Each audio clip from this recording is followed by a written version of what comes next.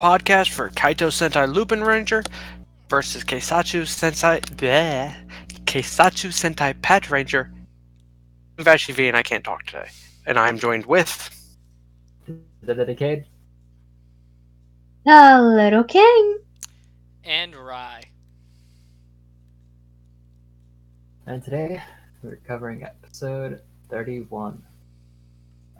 So straight up we open on a mech fight. Emperor X and Lupin Kaiser fighting a giant modified Pokemon with the safer head and a golem. Destra's giants that he can summon. The golem is defeated. On the ground, a wounded Ganglar is fleeing from Pokemon. The modified one is defeated as well. Destra is disappointed. Gosh lost another collection piece, but now Gosh has the info she needs. Another test. The fleeing Ganglar is cornered by Pokemon. The PatoRangers arrive on the scene and defeat them. The Ganglar safe flashes and he begs to be arrested. And then we get the opening. Thoughts? Good on them to get the Megazord fight out of the way. Gosh, is still creepy as all hell in my opinion. I still think the modified Pokemon look absolutely friggin' ridiculous, so that was a little bit of a downer, but still, good on them for the mech fight. And I'm a sucker for the idea of monsters repenting, or at least trying to, even if it's like fake at some point or another, so I was happy with this. The mech fight was genius. It not only gets a mech fight in where the heroes actually win, it also gives the thieves some attention because they're otherwise not in this episode. The Ganglar begging to be arrested was weird, but a good setup for what's to come. I agree this was a great setup. Seeing the thieves at least have a little bit of action was nice, all things considered. I agree with King, the modified Pokemon are disturbing to look at. And I was kind of expecting this entire episode to go like the Gokaiger Jelashito route, where it's the misunderstood villain, which was a great premise for the start of this. The only issue I had was it was a nice touch that they did it the way they did with the safe flashing, because they did it in a way where if you're not really paying attention, you could have missed it. But it ended up becoming a thing that gets focused on later, and I wish they wouldn't have done that. I wish it would have done, like, because they've done it in the past where they've gone back to show the power being used. I think that would have worked better.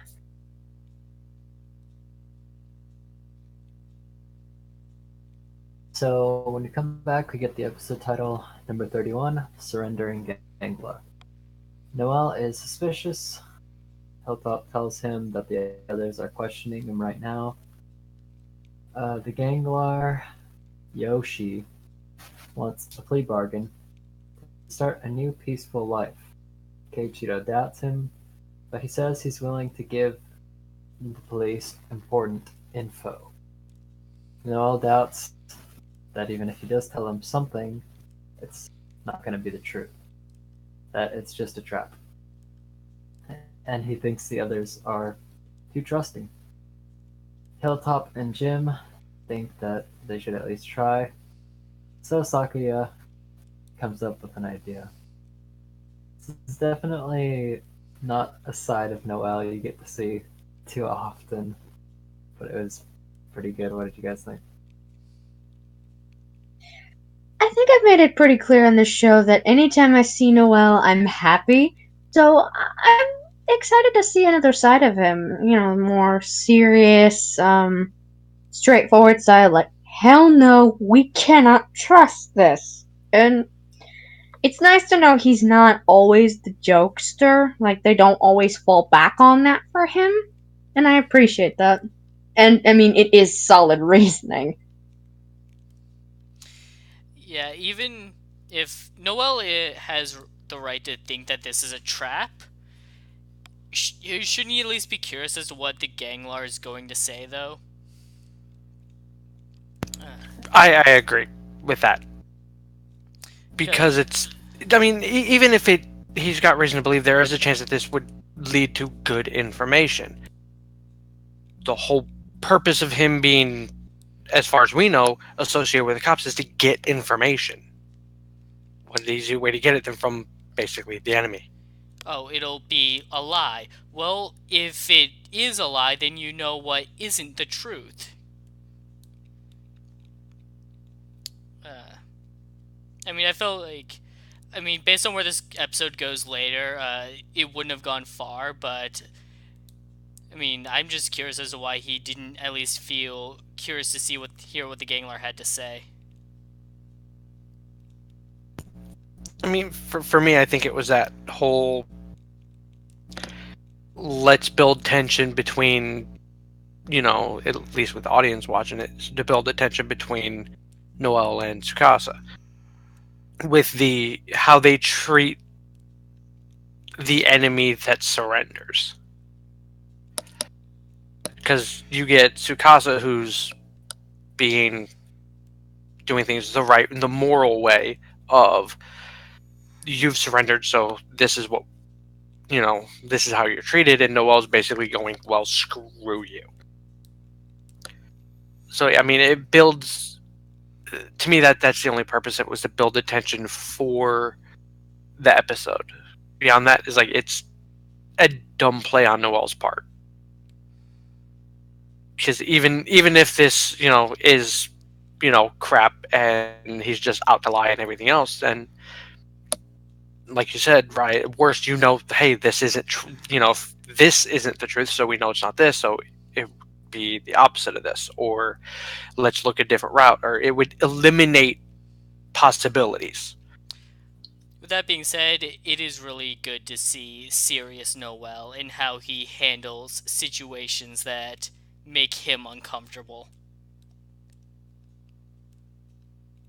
I concur, because we've only had like happy-go-lucky Noel for the most part, right? Right. Captain Backflip. I mean, beyond that, it's been, I think the most serious he's gotten is what his little one-on-one speeches that he's done to win over the trust of the LupinRangers. Beyond that is like we haven't really him be serious. He's always been kind of aloof and whatever. Last week he threw a party for himself. This is true, but I mean, yeah, I have no excuse for that. I want to defend that, but I can't. So, Sakia's idea is for him and Keiichiro to do a good cop, bad cop skit. Except Sakia, as the good cop, is dressed up and has makeup, so he looks like an old man. Oh, here we go. Which honestly was kind of funny, especially with the dramatic music they play on that old radio. But anyways, the Gangler plays along, but he doesn't fall for it. Sakia is sure the next plan will work. Hilltop enters the holding room as RoboCop, and Jim as Beverly Hills Cop. The Gangler isn't impressed with the poor casting decisions. So, before Sakuya can come up with more awful gags, Tsukasa decides to just question the Gangler normally. But she orders Noel not to touch his safe, because he's being held by the Japanese bridge. That was kind of awesome. And it's really starting to shift more towards her being the leader from what we've seen recently. Thoughts? God, I hope she's the leader. she's, besides Noelle, the most level-headed of the bunch. It would make sense. And hey, we haven't had a Pink as the leader since Time Ranger. 18 years, people. Come on. That would be amazing if we did that again.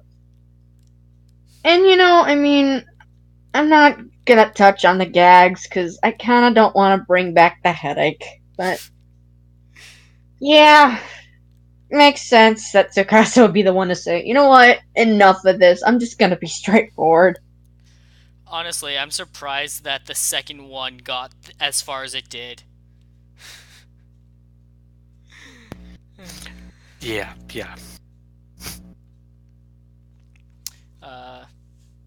I did like his first plan though, like the old experienced cop and the hot-headed new guy. It didn't work, but that was actually a pretty good plan. No, that's always been like the more like hard-boiled detective, like old school TV show kind of trope that has, in TV's always worked. The whole good cop, bad cop. Or in the case of like SPD, that would be Bond and Kruger, at least to start with.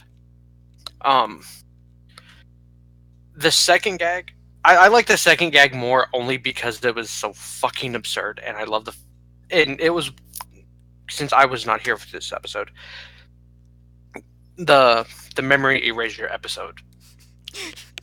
I loved that episode solely for making the Beverly Hills Cop joke. And the fact that they made it again and fucked it up. I think it's still stand by what I said. I wasn't going to time. bring it up, but how many times are we going to reference Beverly Hills Cop on this show? As many times as they referenced it there.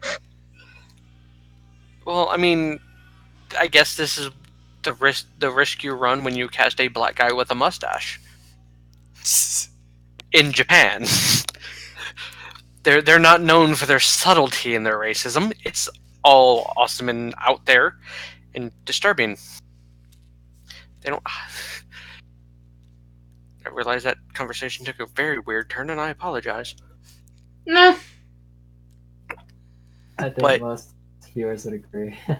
Yeah, I mean, if anybody who's ever watched any Toku, or for the record, almost any Japanese movie that starred black people or white people, they some racist asses. Let's be fair. Let's hope they don't get a Chinese guy that knows Kung Fu on here. Oh, please don't. But yeah, this is like, I love the gag only because I myself have done the whole, hey, he puts on a jacket, he looks like a bad cosplayer. That's where my brain went, and then they had him a very, very, very shitty cosplay of RoboCop. The fact it was kitchen utensils. He went so far as to use kitchen utensils is the part that kills me the most on that. I mean, okay. All With Sakuya. Balance and Naga, the switcheroo worked. It did not work here. Like, Sakuya walked into the company break room, grabbed what he saw, and walked back. And nobody stopped him. That was their first mistake. No, because let's be fair. These are not the only 4 people working in this damn place. That's a big building. Somebody saw him take that crap, and not one person went, "What are you doing?"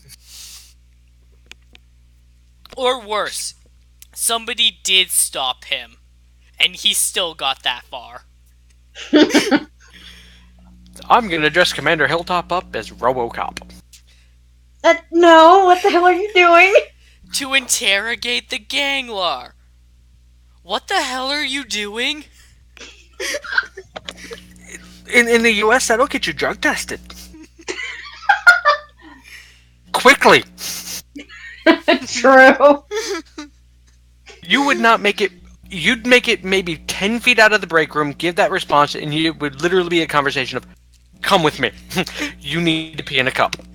Check every bar within 10 meters. Like, was he in here earlier?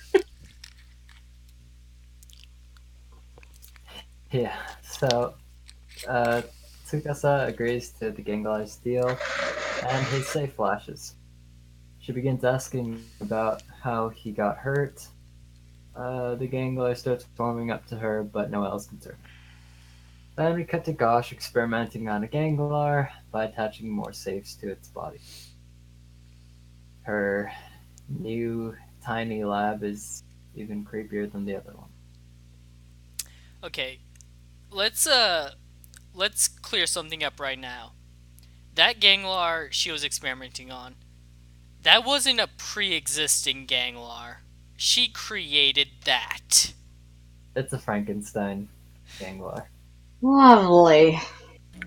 Complete with the bolts. Yes. Just Uh, lovely. yeah, pretty creepy. I'm sure it gave some kids nightmares. Or at least it will next episode for sure. But Tsukasa gladly reports to Hilltop that the Ganglar is cooperating. She's optimistic, but Noelle tells her not to get involved with the Ganglar. Tsukasa believes in the deal and just walks away. Noelle's kind of hesitant to say more. But at Jrer, the thieves question him.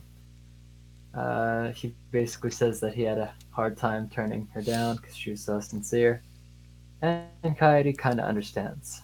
Because, hey, they had a pretty good bonding episode. Toma thinks Noelle should spare her further pain just by, coming out with the truth. Which we don't know, but it's good foreshadowing. Any thoughts before we go on? Not much, just reaffirming my status on how I feel about Ghosh. And again, anytime I get to learn and or see Noelle on screen, I am happy. So I enjoyed this.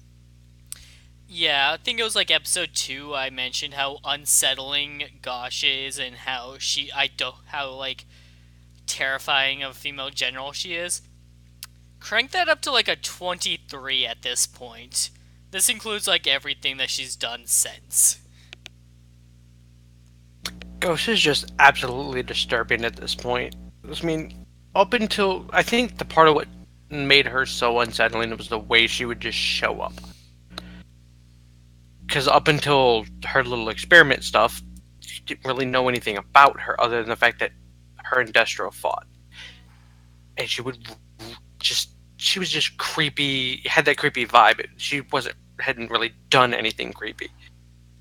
Here, just, oh my god. Yeah. I look forward to seeing what happens when she actually fights. Because she's not a fighter. That much has been made clear. In that case, I can't wait to watch her blow up. Yeah, like, what is she going to do when she actually has to fight herself? What trick is she going to pull out? Well, we've already seen, not the one that turns the Ganglar's giant, but I guess it's the binocular one. Yeah, the Or one she that can scopes basically- him out. Yeah, she can basically predict their attacks, so she's good Yeah. at dodging, but yeah, maybe she'll experiment on herself. Oh. The ultimate, like, Stein. Oh was exactly god, we're where gonna my get brain cracks, went. aren't we? We're gonna get. Sorry. My brain went immediately where Rise did, directly to Soul Eater. Yes. Mine went more towards Frax from Time Force. Oh. Only creepier and female.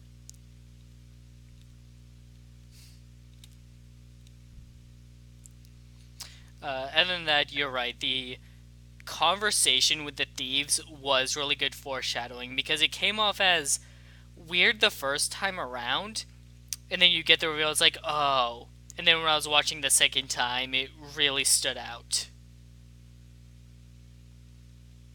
Like, it worked well in the fact of just, even ignoring the foreshadowing part of it, of him being conflicted and not knowing how he should handle it, because he knows he needs the cops for his whatever crap he's doing, So he needs their trust and all that. It's like, so to go behind their back and all this and everything else that he ends up, it that conflict of interest is, I think, handled very well through this conversation with them giving him the advice, and especially with Tuma's, the longer you let it go, the deeper the wound will be, which is a fantastic point.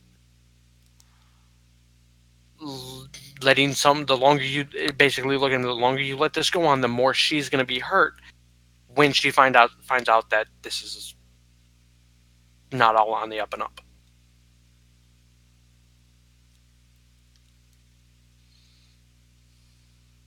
Yep. So we cut to the holding room. Tsukasa tells the Gangler that his application has been approved. He imagines starting a new life and enjoying his youth, like as a high school student, I guess. And he imagines the police as being high school students as well. And he tells them that his dream is to basically be a housewife. And then we get another vision, daydream, whatever. I'm getting Gelashito flashbacks. This is much worse. With Tsukasa as his husband, I guess. The role reversal? Yeah, that came out of nowhere. And honestly, when does the good part start? Yeah. After honestly, this, actually. Thank God. That's exactly what I was feeling when I was watching this, because finally, we got a police episode, and what is this? So, I'm so glad they turn it around in the next half. So I'm just gonna move on. Tsukasa is a bit disturbed, but she shares a meal with him. Finally confesses that Gosh injured him by ripping out his second safe. Yes, we get to see that too in a flashback. But he escaped the lab. He warns Tsukasa that she's planning something with all the safes she's gathering. So we cut to Noelle speaking on the phone in French.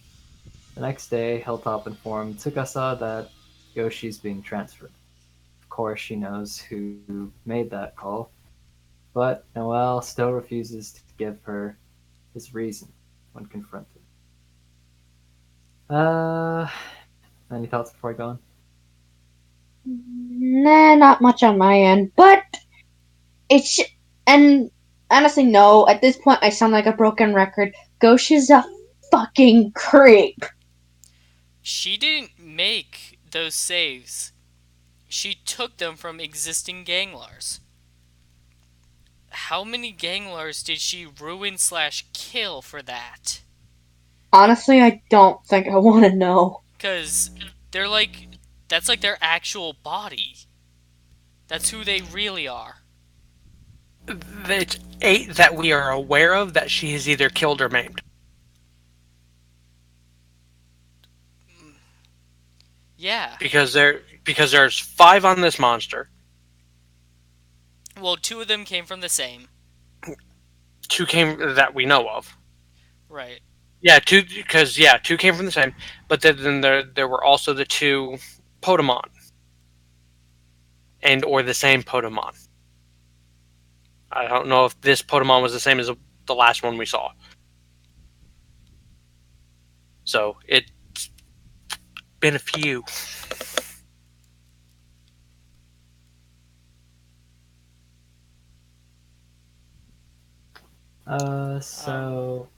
Any other thoughts? I did like this scene where they were eating the food together, and Tsukasa just starts getting like really sweet with him, and oh hey, they're becoming friends. It showed a lot of promise that then gets teared down. Yeah, that entire everything about that showed a lot of promise that Noelle's thinking was wrong. At least in the defense of the little gender swap thing, at least they didn't spend 30 seconds groping themselves. Thank you, Unlike the Slender. last time this happened, um, I still think the YouTube comment, uh, Sakuya becoming a YouTuber and fucking hilarious. I It's only relevant now because this is not a joke that would hold up in the future. At least I'm assuming. unless YouTube becomes that infamous that it becomes a meme. I wouldn't be surprised, honestly.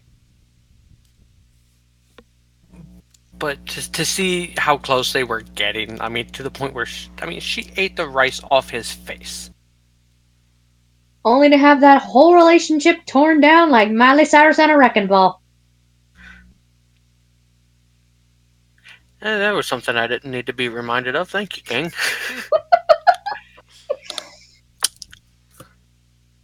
Oh, come on, it was begging me! So, moving on to the really good part. In the patrol car, the Gangler thanks Tsukasa. The car is attacked by Patamon. Keiichiro and Sakuya, Keisatsu change. Tsukasa leads Yoshi to safety, but he doesn't want to leave her without thanking her. So he gives her his collection.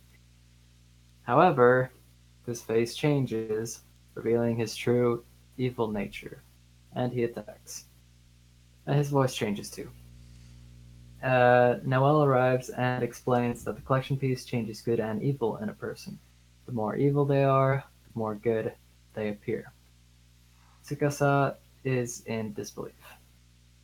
Noel knew from the beginning, but he explains to her that, even if she was wrong this time, even if she was too gullible, that she was still very noble in her actions. So he Patran he Keisatsu changes, yeah, into Patran X, which is awesome. I do love this gold form, especially the color. But anyways, Ichigo and Ego catch up. Tsukasa is resolved to defeat the Gangler, and Keisatsu changes and rushes in. Pretty badass. And Yugo defeats Yoshi. Any thoughts?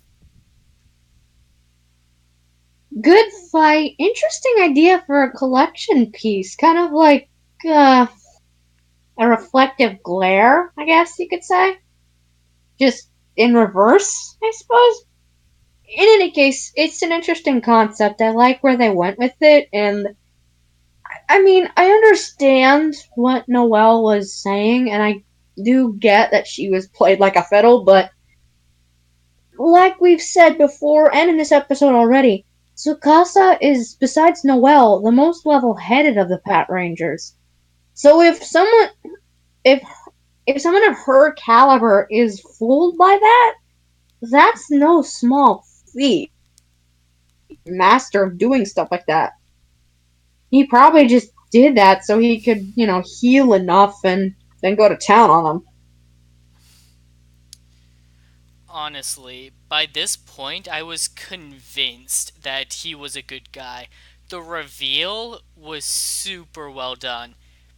It reminds me of one of the best moments in Kamen Rider Wizard, sorry Vashi, where you find out that Gremlin was a serial killer before he died.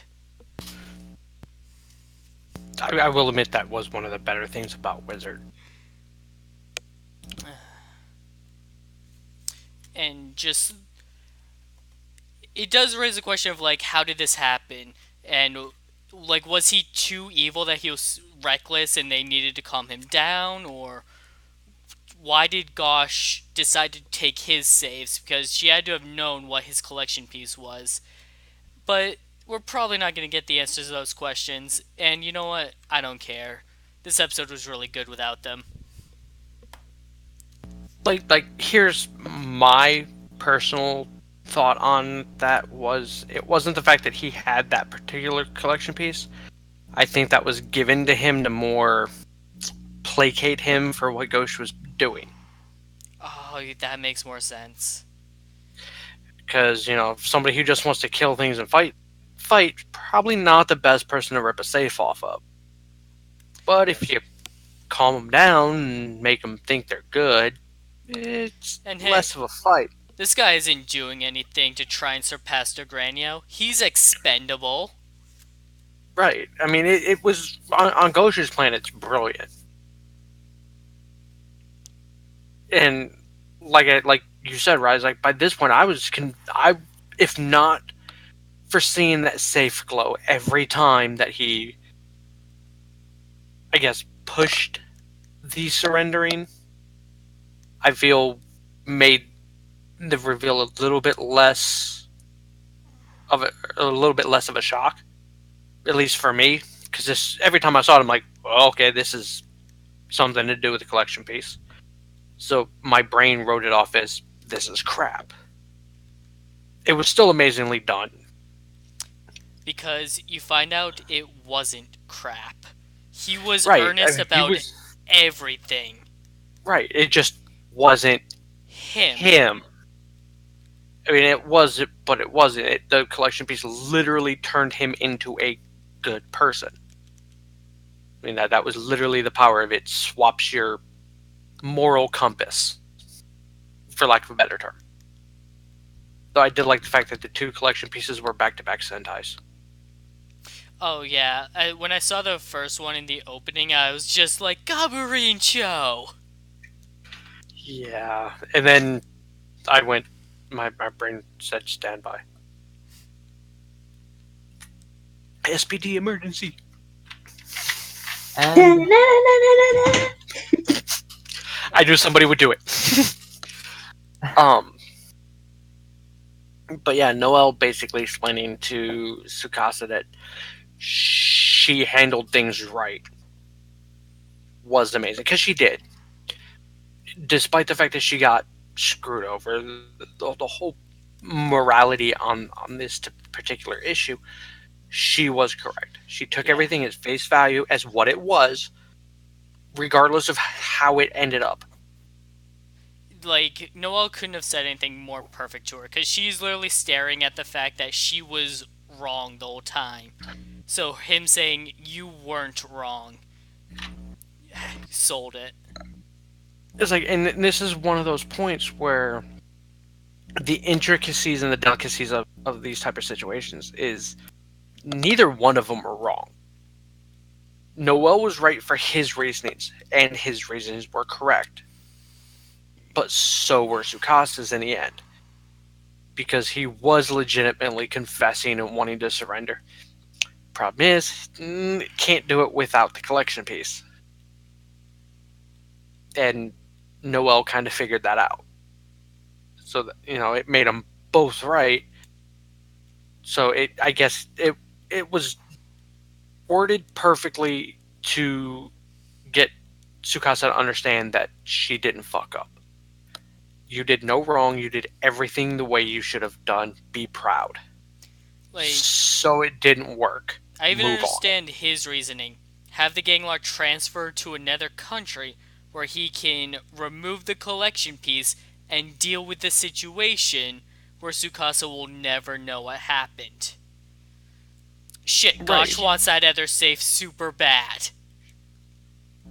Because like the entire idea of moving him to France, while yes, seen as a dickheaded move, of that, the way I look at it is like, for in the United States, that would be, the state troopers are asserting their authority over, the local PD or sheriffs or however it works. That'd be the equivalent of the feds coming in and taking over.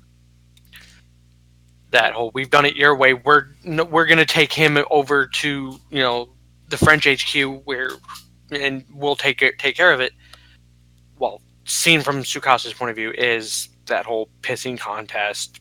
Noel running rampant, where in reality it was just his way of protecting her, which just didn't work.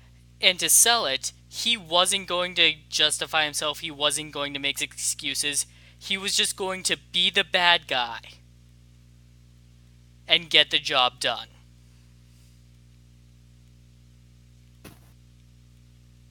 Yep, it was well played. However, Gosh's experiment arrives with 4 safes. He uses one piece to disconnect Yugo. Goody is afraid of the piece called Bad Boys because it weakens collection piece, the literal antithesis of what Goody does. And of course, they use the Gokai Cellular for that one. So Gosh fuses Yoshi safe into the Gangler and turns him giant. He's now status quintuple. PatoKaiser deploys, uh, despite Goody and Paparan X's warning. The experiment uses different collection pieces to defend and counterattack. The LupinRangers arrive right before PatoKaiser is defeated. Episode end. Yeah, that was pretty brutal. Thoughts? Ooh, two-parter. I like it. And I mean, I'm not sure if any of us expected. I know I didn't, but I'll let you guys speak for yourselves. But ending it on a mech fight, I could have done without that, but hell, I mean, they've done a lot worse sometimes, so I'll let it slide. But that, like, Ranger. 5.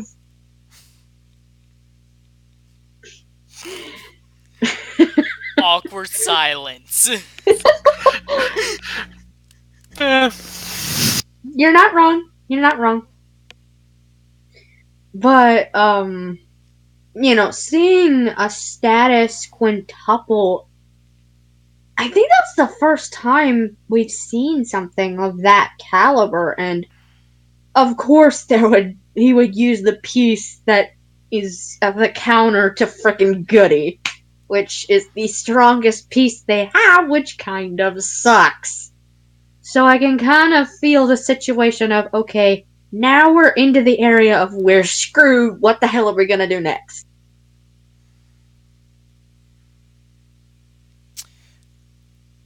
The mech fight, like, you could tell they were going to lose because there were so many red flags there that they ignored. Uh, the way the monster is presented though is amazing. The way Gosh just merges the safe node and then restores it the way she normally does, and oh hey, it also grows big. The thieves dropping in to see the finisher from the monster. There was one safe it had that I don't think we saw what it did.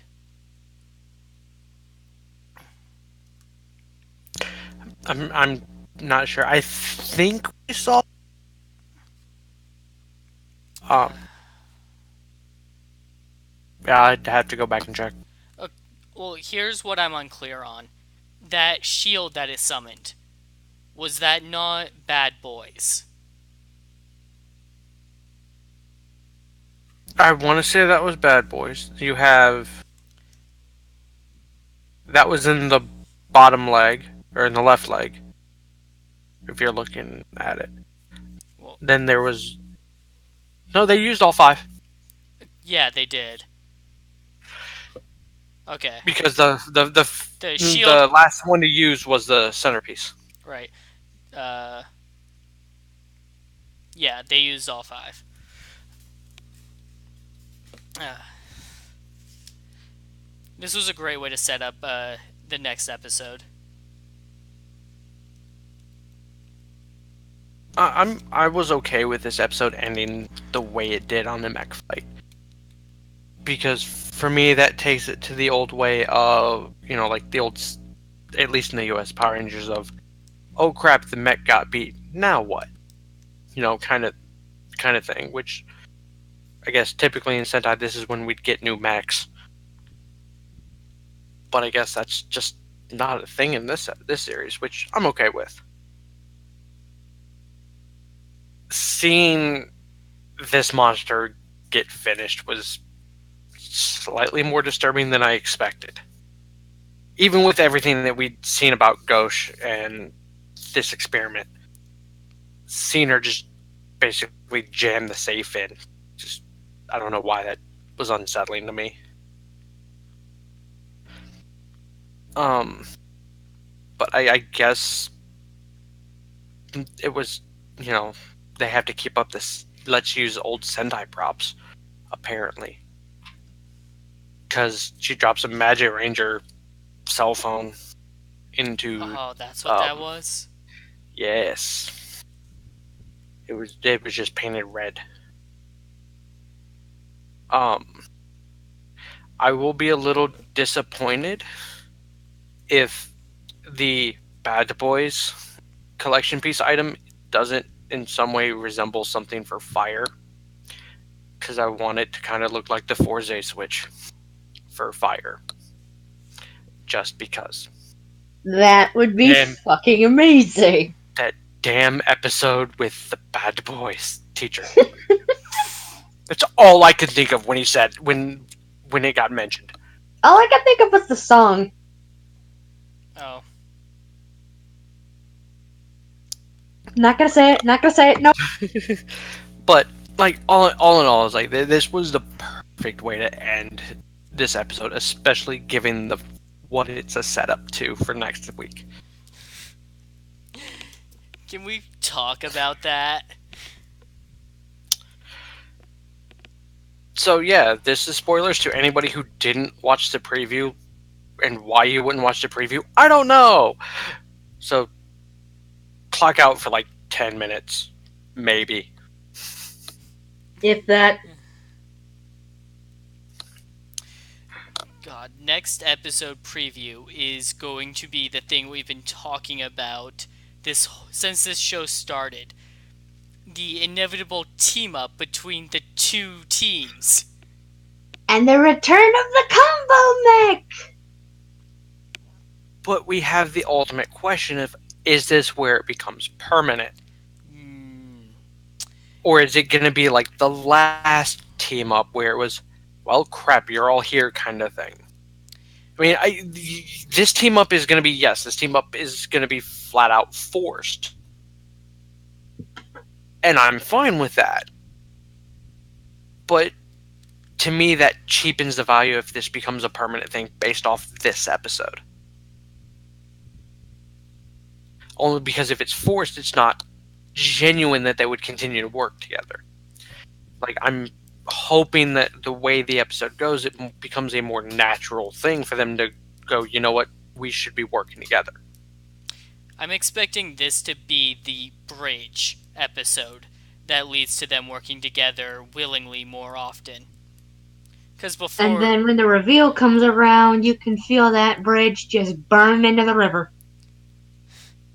Yeah. Actually, I man. would love that. I can't I wait. want that to be the last arc. I can't wait for Keiichiro to explode. Explode, please! The ozone layer is going to crumble when he blows. Just make sure he's next to a monster when he does it. Chain reaction, his ass. Just domino effect. I mean, Better yet, have it revealed in the Gangler world, so when he blows, he takes out all of them. I kind of see that being the thing, is like it getting revealed when they're going after the Granio and the higher up generals. Only because at that point, nobody can back out. Speaking of, where the hell has Amigo been? I mean, he's as creepy as Ghost to me, but where the hell has he been? I don't know. We're not going to see him until the final arc. He's eating balls of ice. I thought they made that clear. Making disguises for ganglers that aren't going to use them. Also making disguises for ganglers that are absolutely useless. Just figure it out quickly. Yeah, I thought that like a human disguise was going to come into play when he was asking for a new identity. It didn't. Not even once.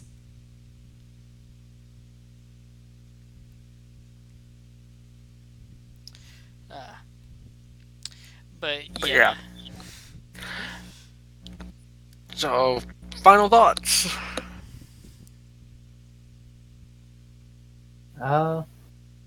It's a good one. I did have that moment of, okay, show, get serious, and it immediately did. So I'm totally fine with this episode. And seeing the different sides of Tsukasa and Noel was really nice. These characters just continue to grow, which is awesome. It had its ups, it had its downs, and it ended on an unexpected cliffhanger. I look forward to see where this leads to. Yeah, this was an excellent episode. It had its goofs, sure, but I'm willing to overlook that because we got a really good Pat Ranger episode, and we also got a Pat Ranger episode. Yeah, we were in need of a Pat Ranger episode. Because, I mean, the show was literally forgetting the... And So, it looks like next week's episode is going to be even better. right. So, even with all the gags, I actually enjoyed the gags only because it was a, you know, it set the tone to not be as serious, so when everything dropped, it was a drop, which I was okay with, so that was kind of awesome. Um, but yeah, this is a fantastic build up for next week. I guess, King, you can say that this episode ended on a bang. That was a cheap joke about the bad guys. Final. I know. You could also argue it's a snipe joke. Yeah, but Zamigo wasn't in this episode. I know, it's still there. We mentioned him, isn't that good enough? Yeah, that works, I guess. So, I guess on that note, thank you all for joining us. I'm going to be discussing with Zero, he's the one who actually runs this channel, about moving this particular podcast back half an hour. Due to schedulings and all this stuff. So hopefully that works. So next week we may be starting at 9:30 Eastern Standard Time, rather than the standard 9. So be prepared for that if you guys care, just have schedules that all that. Yeah, I can't talk right now. Why can I not talk? I don't know. Hmm. Anyways, I'm Vashi V. Thank you all for listening. Yep, thanks for listening. Adieu, and later, taters. Thanks for joining us tonight, everybody. We'll be back tomorrow for more Kamen Rider Zio. And next week for more Lupin vs. PatoRanger. See you next time.